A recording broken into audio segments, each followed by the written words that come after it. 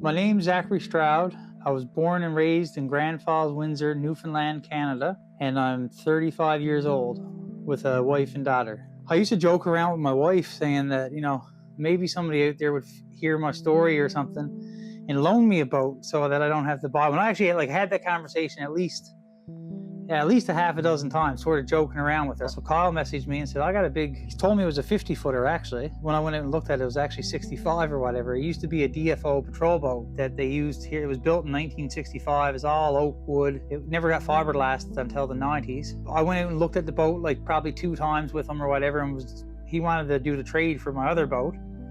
But after I got talking to him and I explained my story and my situation and that I was just needed it for the summer basically, and I was joking around with him about actually buying the boat back off me if we'd done the deal or whatever. And when I called him back to do the deal, he said, no, he said, I don't want your boat now. He said, I want you to just come take the boat. He said, fix it up, do what you want with it. She's yours till the summer's over, till whenever, not even till the summer's over. He said, basically, you can have her for the rest of your life, Zach. Go do what you want with her. And then when you're done with her, call me and I'll come bring her home and get her back. So the dream of the trip was, originally, I was going to do the Great American Loop, but that obviously was way too much for me to take on in the time frame that I had to take it on. So once I realized that, I was like, I should go around my own province, the island. It's 1,800 miles, roughly, I think it is, right around the island. If you don't, now it'd take a little more than that if you went in every bay and every arm, but just to go around it was about 1,800 miles. So when we first got on the way, it was sort of surreal. I mean, we were already after being out for a few weekends and trips and stuff, but once we were headed out the harbor from Botwood, I think it was around 8 p.m. or something, and we only had 4 hours to our first destination. Say I had a friend at a cabin that was there with a couple people and a couple kids or whatever. So we got there at 10:30 at night or whatever. We pulled up in this little cove or whatever with the flashlights, and he was in on the beach. I felt good about the trip right from the beginning. So basically, what made me decide to go to the doctor was I was back and forth there for pains in my side, in my back, and because I was a young 31-year-old or whatever, half healthy, they sort of just shrugged me off. Oh, he's probably a fly biter, probably this or probably that. After about 2 years of that, I finally had enough or whatever, and the nurse practitioner office opened up around here, and I explained to him, I used to be able to climb poles and towers and hanging out of helicopters, and I've done it all. So now I got to lift my left leg aboard the car. So in the morning just to get in there. I just started the 2 businesses, so I wasn't really worried about, my leg was a little sore. I just threw my leg in the car and went on, hey. But then after he came and seen me at the garage and I showed him how I couldn't walk, I couldn't do this and that, he sent me for a CT scan, and as soon as they done the CT scan, they found first he said a 20 centimeter tumor. But what it was is the tumor went out of the picture at 20 centimeters. So they sent me for another CT scan, and then it came back, it was 36 centimeters. And that was in my abdomen, grew down through my hip into my leg muscle, into my femur. There was never if they were going to take the tumor out. It was always, oh yeah, we're going to just got to shrink it a little bit first, and then we're going to take it out, whatever it is.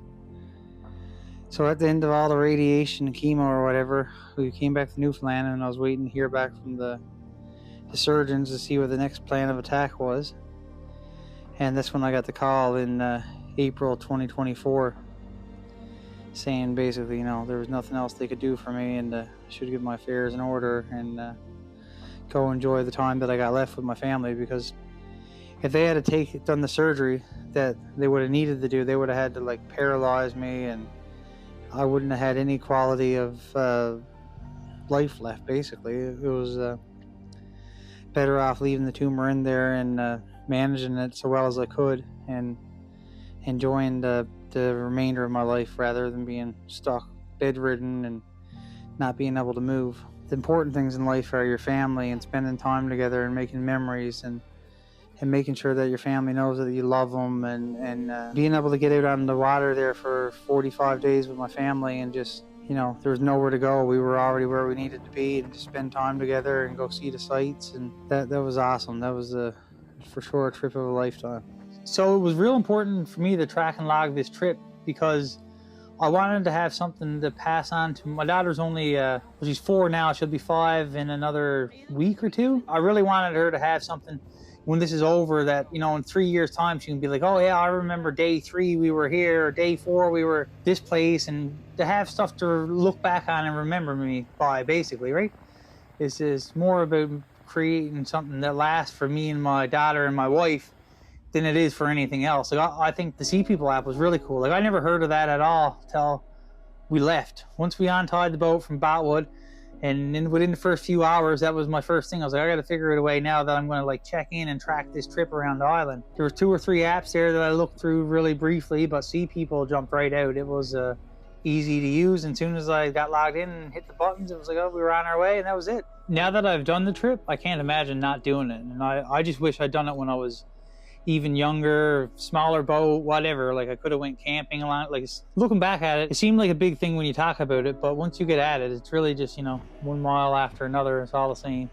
That was a big reason of why I wanted to do this trip too, so that my daughter and wife can look back at it when I'm gone or whatever and be like, oh, well, we can go do this, you know, Dad done it. Or like, I wasn't a sailor, or I wasn't a fisherman, or I wasn't anything to do. Like, my wife is a nurse and I was a power line technician, so, but I could have never done it without her and her support either. And she definitely enjoyed it, but it was more or less her coming along for the ride, helping me reach my goal to do it or whatever. But it was real important for me for just to show Isabella, because like, she's so young now, so it don't mean a lot to her right now, but when she's 10 and as she grows up, she's going to realize, oh geez, not many people went around Newfoundland on a boat like that before. And I just want her to have something to be proud of, and to know that whatever she goes at in life, it doesn't matter.